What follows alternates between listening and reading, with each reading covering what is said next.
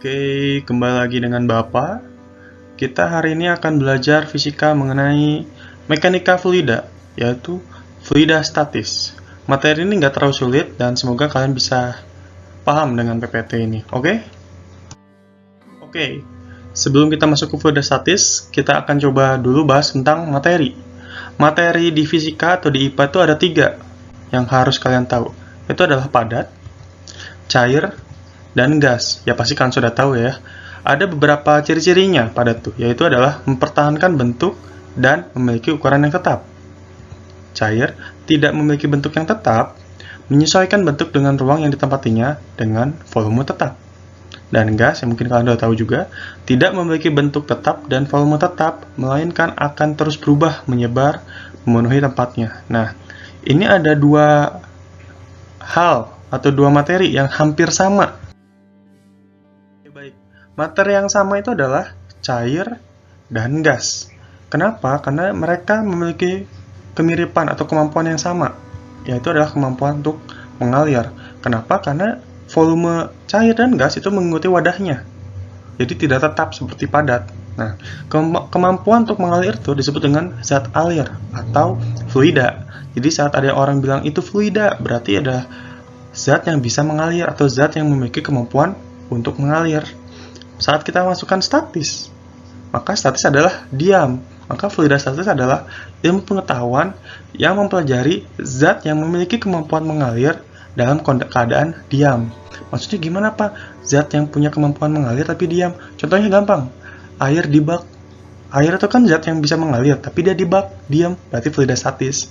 Gitu. Nah, ada beberapa hal yang harus kalian pelajari. Awal-awal ini adalah massa jenis dan berat jenis.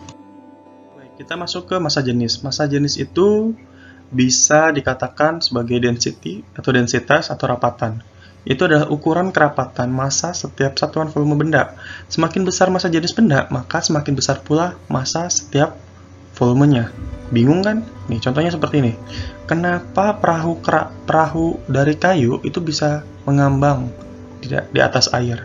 Karena massa jenis kayu itu lebih kecil daripada massa jenis air.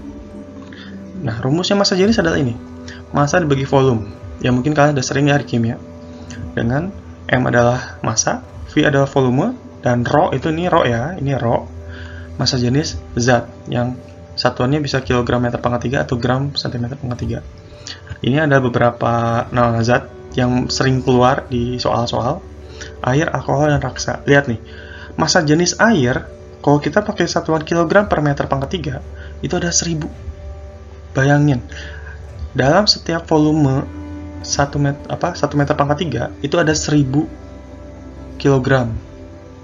Jadi berat banget sebenarnya gitu. Makanya kalau ada air dan minyak itu nggak bisa bernyatu karena massa jenis minyak biasanya lebih kecil daripada massa jenis air. Makanya dia di atas, si air di bawah gitu.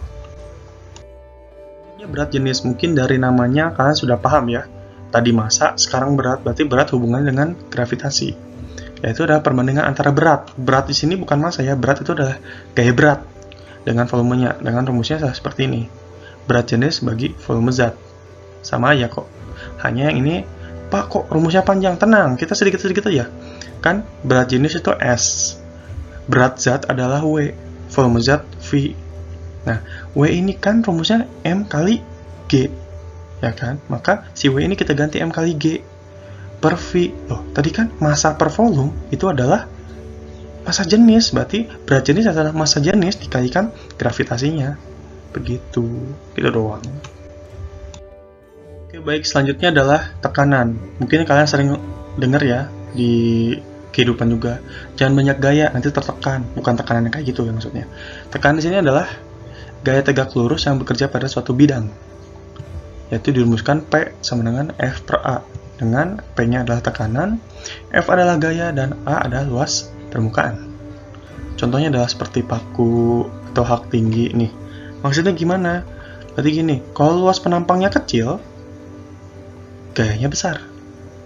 Nih, contohnya nih, kenapa paku bentuknya kayak gini, ujungnya lancip? Karena kalau ujungnya lancip kayak gini, berarti kan luas penampangnya kecil nih.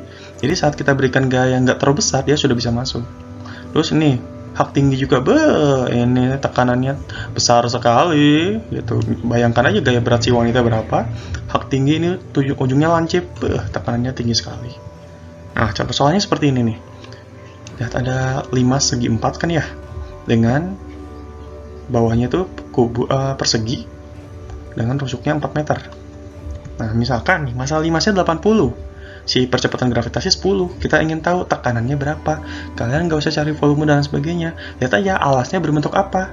Alasnya berbentuk persegi, maka kita cari dulu aja luasnya, itu 4 kali 4. Lalu gayanya berapa pak? Gayanya kan gaya berat, makanya ini 80 kali 10. Masa dikalikan gravitasinya, itu adalah gaya berat, dibagi luas penampangnya adalah persegi, maka 4 kali 4 luasnya, maka dapatnya adalah segini. Alah, mudah tekanan mah.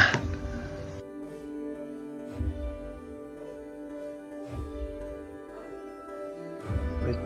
Selanjutnya adalah kita masuk ke alat ukur tekanan fluida. Setidaknya ada 2 yang paling umum, yaitu adalah manometer dan barometer. Manometer ada 2, terbuka dan tertutup, dan biasanya barometer itu termasuk ke manometer tertutup. Nah, barometer itu dirancang untuk mengukur tekanan atmosfer, berarti tekanan di luar si barometer. Jadi biasanya kalau kalian misalkan ya masuk ke suatu laboratorium, itu biasanya fisika, kimia, biologi biasanya ada, itu ada tuh tertempel di tembok barometer, biar bisa kalian lihat, oh tekanan atmosfer saat ini tuh berapa, begitu barometer. Tapi kalau manometer beda, untuk mengukur tekanan yang lebih rendah dari tekanan atmosfer, tekanan pada lingkungan tertutup. Jadi dia berada di suatu tempat tertutup. Nah, untuk lebih jelasnya nanti sebagai tugas. Nah, apa yang mau kita bicarakan? Itu adalah tekanan gauge, atau kalau bahasa Indonesia gauge. Nah, gauge itu adalah selisih antara tekanan yang tidak diketahui dan tekanan atmosfer, atau tekanan udara luar. Nah, yang dicari atau yang diukur oleh alat ukur ini adalah tekanan gauge. Ya, tekanan yang diukur oleh alat ukur tekanan menyatakan tekanan gauge. Tekanan sesungguhnya dinamakan tekanan mutlak. Jadi, rumus yang terakhirnya adalah ini. Tekanan mutlak sama dengan tekanan gauge ditambah tekanan atmosfer. Jadi, P, tekanan mutlaknya adalah tekanan gauge tambah tekanan atmosfer. Jadi, misalkan di alat ukur ininya, tekanan itu 2 atm. Misalkan, tekanan atmosfer itu 1 atm. Maka, tekanan mutlaknya adalah 2 atm tambah 1 atm, yaitu 3 atm, gitu doang. Oke, baik. Kita masuk ke tekanan hidrostatis. Contoh dari tekanan hidrostatis adalah bendungan. Kenapa bentuk bendungan harus seperti itu? Jadi dibuat kayak jembatan gitu, lalu di bawahnya pasti bagian sini pasti terbuka untuk mengaliri air.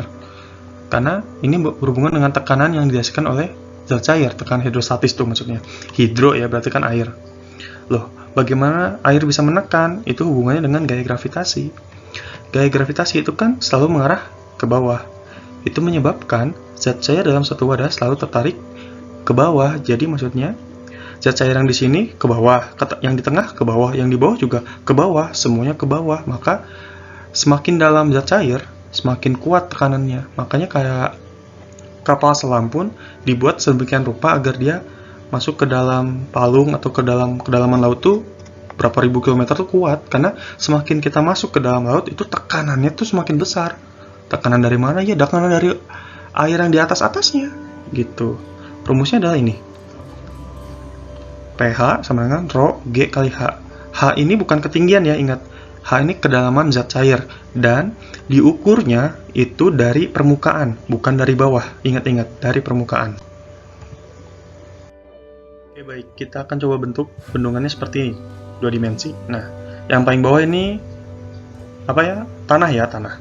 Jadi air yang di sini, itu ditekan oleh air yang di sini, lalu ditekan oleh air yang di sini, maka tekanan di dasar bendungan itu lebih besar daripada tekanan air yang di atasnya gitu. Kenapa? Karena tekanan air yang di dasar bendungan itu ditekan oleh yang atasnya, ditekan juga sama yang atasnya.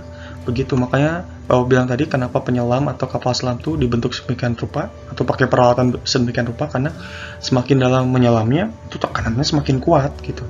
Yang jadi pertanyaan adalah, kok yang atas ini ditekan oleh siapa? Kan nggak ada apa-apa. itu adalah oleh tekanan udara.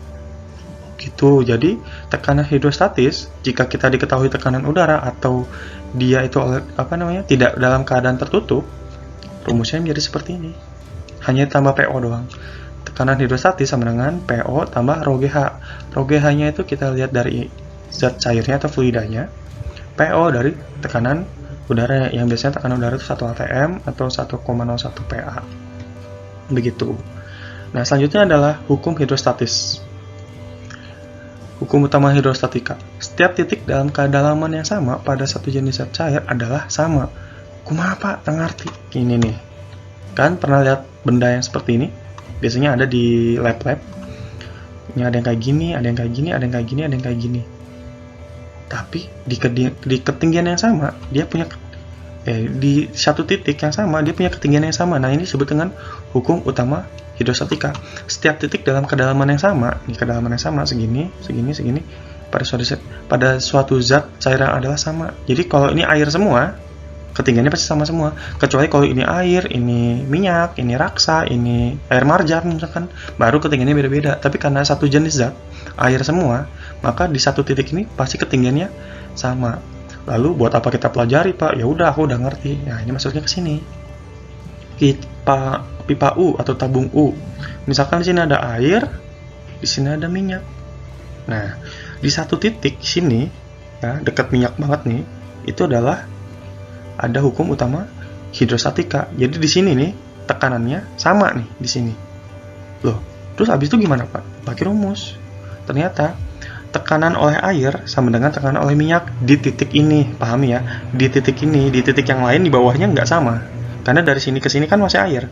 Pas sampai ke minyak, nah baru tekanannya sama. Lalu kita masukin P air sama dengan P minyak. Rumusnya makan rho GH.